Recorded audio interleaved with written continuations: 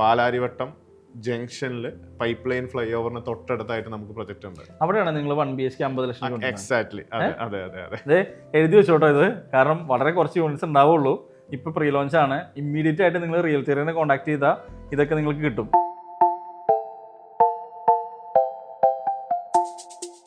ഇന്ന് റിയൽറ്ററിയുടെ പോഡ്കാസ്റ്റ് ഒരു പ്രോമിനന്റ് ബിൽഡറുടെ കൂടെയാണ്. 2022 ഞങ്ങൾ വീഡിയോ ചെയ്യുന്ന സമയത്ത് 1-2 പ്രൊജക്റ്റുകൾ മാത്രമായിട്ടുണ്ടായിരുന്ന ആളുകൾ ഇന്ന് 6-7 പ്രൊജക്റ്റുകൾ at a time 3 project prominent ആയിട്ടുള്ള ലൊക്കേഷൻസിൽ ലോഞ്ച് ചെയ്തിരിക്കുന്നു. അതിൻ്റെയൊക്കെ ഒരു വീഡിയോ നമുക്ക് ചെയ്യാൻ പറ്റുന്നത് തന്നെ ഇപ്പം നമുക്കൊരു ഭയങ്കര ഭാഗ്യമായിട്ട് മാറിയിരിക്കുകയാണ്.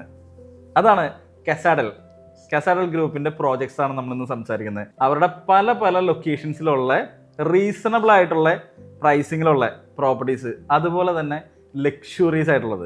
ഇന്ന് നമ്മുടെ കൂടെ ഉള്ളത് കസാഡൽ ഗ്രൂപ്പിൻ്റെ സെയിൽസ് ഹെഡായ അസ്ലമാണ്. അസ്ലമിന് ഈ വീഡിയോ നടക്കുന്ന സമയത്ത് ഒരു പ്രത്യേകത കൂടെ ഉണ്ട്. കാരണം അദ്ദേഹം അവിടെ കയറിയിട്ട് 10 വർഷമായിരിക്കുന്നു. അദ്ദേഹത്തിൻ്റെ ഒരു ഗ്രാഫ് എന്ന് വെച്ചാൽ ഭയങ്കര കിടിലനാണ്.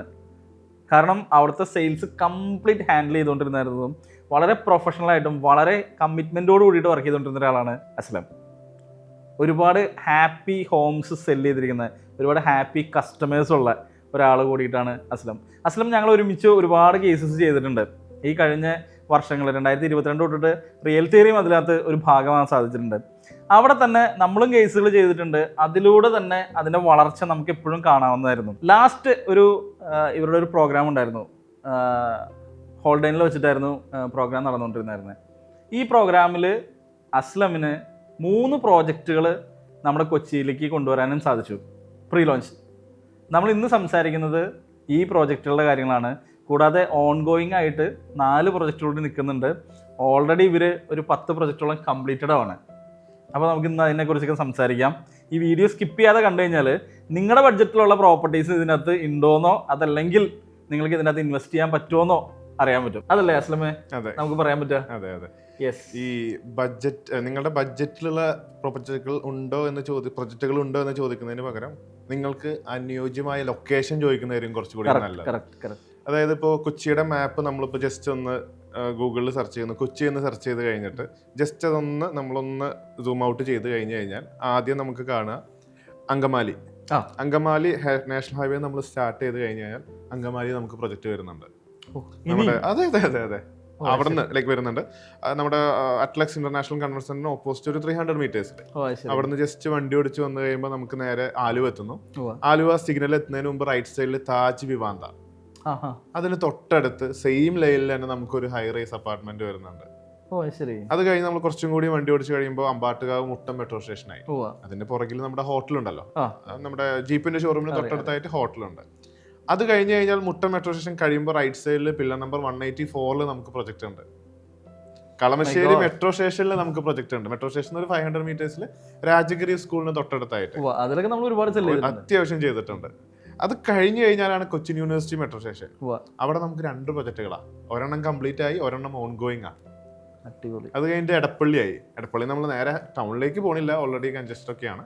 നമ്മൾ കുറച്ച് ലെഫ്റ്റ് എടുത്തിട്ട് ടുവേർഡ്സ് ട്രിവാൻഡ്രം പോകുന്ന റോഡിൽ, വൈറ്റില പോകുന്ന റോഡിൽ പാലാരിവട്ടം ജംഗ്ഷനിൽ പൈപ്പ് ലൈൻ ഫ്ലൈ ഓവറിന് തൊട്ടടുത്തായിട്ട് നമുക്ക് പ്രൊജക്ട് ഉണ്ട്. അവിടെയാണ് നിങ്ങൾ 1 BHK 50 ലക്ഷം. എക്സാക്ട്ലി, അതെ. എഴുതി വെച്ചോട്ടോ ഇത്, കാരണം വളരെ കുറച്ച് യൂണിറ്റ്സ് ഉണ്ടാവുള്ളൂ. ഇപ്പൊ പ്രീ ലോഞ്ച് ആണ്. ഇമ്മീഡിയറ്റ് ആയിട്ട് നിങ്ങൾ റിയൽറ്ററിനെ കോൺടാക്ട് ചെയ്താൽ ഇതൊക്കെ നിങ്ങൾക്ക് കിട്ടും. 1 BHK 50 ലക്ഷത്തിന് വേറൊരു കാര്യം കൂടി ഉണ്ട്. 2 ബെഡ് 60 ഉള്ളൂ. 2 ബെഡ് 60 lakhs വരുന്നുള്ളൂ. 1 BHK ആയിരിക്കും, പക്ഷെ 2 ബെഡ് 60 വരുന്നു. ഒരു കുഴപ്പമില്ല. ഈ 90 സ്ക്വയർ ഫീറ്റിന്റെ ഒരു അപ്പാർട്ട്മെന്റ് റെന്റിന് ഞാൻ കൊടുത്തിട്ടുണ്ടായിരുന്നത് 16,000 രൂപയ്ക്കാണ്. എടപ്പള്ളി ജംഗ്ഷനിൽ highway 90 square feet, note the point. അതും 35 lakhs ഒക്കെ ബഡ്ജറ്റ് വരുന്നുണ്ടാണ്. 25 ഇല്ല 25. ഈവൻ നമ്മുടെ നാട്ടില് ഇപ്പൊ ഭയങ്കര റെന്റൽ ഇൻകം ഭയങ്കര കൂടുതലാണ്. അടിപൊളിയാണ്. അപ്പൊ അതുകൊണ്ട് തന്നെ പലരുടം പോലൊരു സ്ഥലത്ത് നമുക്ക് ഇങ്ങനത്തെ 1 BHK 2 BHK ഒക്കെ വന്നു കഴിഞ്ഞാൽ ഈവൻ നമുക്കൊരു 25,000 1 BHK 35,000 2 BHK ഈസിലി കിട്ടും. ഫർണിഷ് ചെയ്ത് കൊടുത്താൽ. അതും പക്ഷേ സാധാരണ ഒരു മലയാളിയുടെ മനസ്സുകൊണ്ട് കാണരുത്. കിട്ടുമെന്ന് പറയുമ്പോൾ അത്രയൊക്കെ കിട്ടുമെന്നുള്ള ചോദ്യം. അങ്ങനെയാണെന്നുണ്ടെങ്കിൽ സാധാരണ മലയാളിയുടെ മനസ്സിൽ കാണണമെന്നുണ്ടെങ്കിൽ അങ്ങനെയാണെങ്കിൽ സിൽവർ സാൻഡ് ഐലൻഡിൽ 1 BHK ഉള്ള ഒരു പ്രൊജക്ട് ഉണ്ട്. നിങ്ങൾക്ക് അവിടെ പോയി അന്വേഷിക്കാം അവിടെ എന്ത് റേറ്റിനാ പോകുന്നത്. ഈ കൊച്ചിയിൽ പല ആവശ്യങ്ങൾക്കും വരുന്ന ആളുകൾ ഉണ്ടാവാം, കേരളത്തിൽ നിന്ന് പുറത്ത് വരുന്ന ആളുകളുണ്ട്, കോളേജസിന് അല്ലെങ്കിൽ ഇന്റേൺഷിപ്പിനൊക്കെ വരുന്ന ആളുകളാണ്.